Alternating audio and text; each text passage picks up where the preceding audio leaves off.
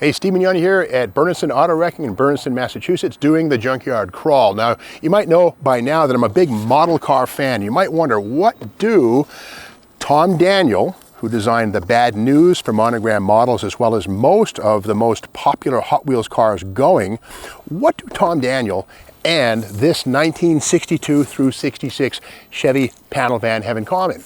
Well, the hood.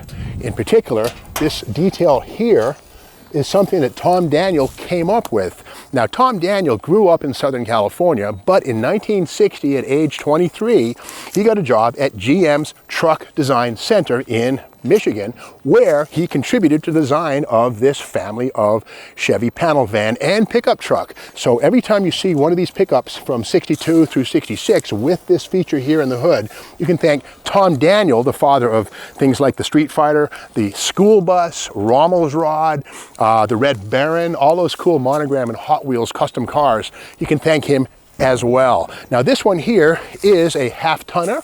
It's a 10 series. These are also available in 20 and 30 series. And this one here is a short wheelbase with a 115-inch wheelbase. There was also a 133-inch wheelbase in the C31 ton model, which would have been 18 inches longer than this thing with a 10-foot load bed. Let's take a walk around. Now, this one here has been customized to some degree. The interior is rotten. Those seats are definitely not factory items. Those are probably out of a mid-60s GM application of some kind.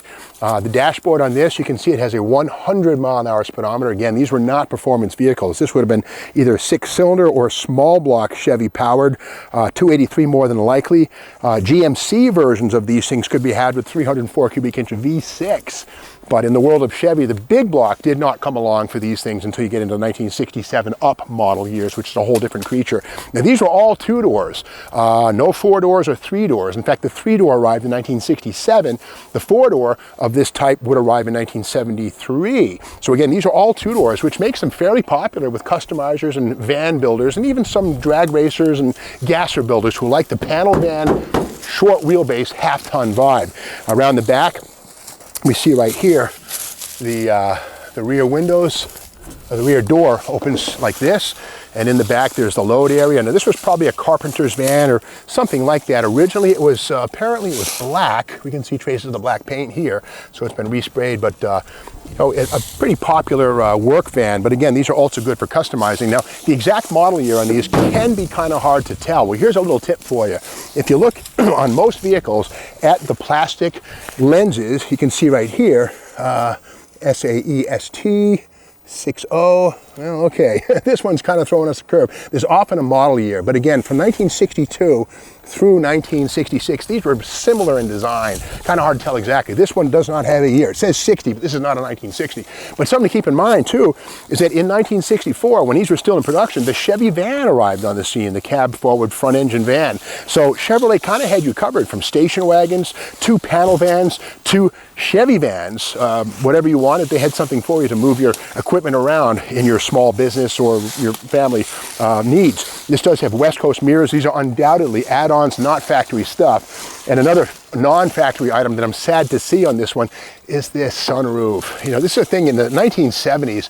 People went nuts with add-on sunroofs like this here. Now, this is definitely very workmanlike. It's not a General Motors or a factory piece. It's flat. It's not pretty at all. It's the polar opposite of the Hearst hatches on the 77-ish Trans Am, which are meant to be on the vehicle.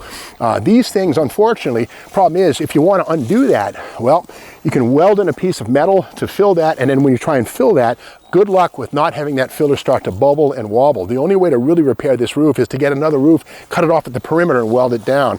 So when you do something like that to a vehicle, it's usually the kiss of death in terms of restoring it back to factory stock. Now, this one here has no frame. Let's open the hood and take a peek. And again, Tom Daniel, that hood, that beautiful hood right there, the Tom Daniel touch.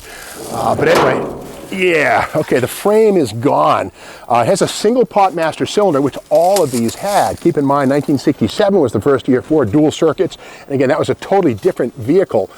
So what we have here is basically the frame is gone. And one thing too is that 1962 and 3, these things had torsion bars up front. 64, 5, and 6 went to coil springs on the two-wheel drive models of this type of Chevy van. And again, there's no frame, no suspension, nothing. So it's kind of hard to tell exactly what this one is. But the year on this thing is not the point. The point is that Tom Daniel, the great customizer, still alive and well. Go to tomdaniel.com to see what he's up to now. Still lives in Southern California. But Tom Daniel did the hood on these things, and that's good enough for me. Now, if you like this video and you want to see more on the Steve Maggs YouTube channel, well, just subscribe. It's free, and there's going to be a lot more from Bernardson Auto Wrecking in wonderful Bernardson, Massachusetts.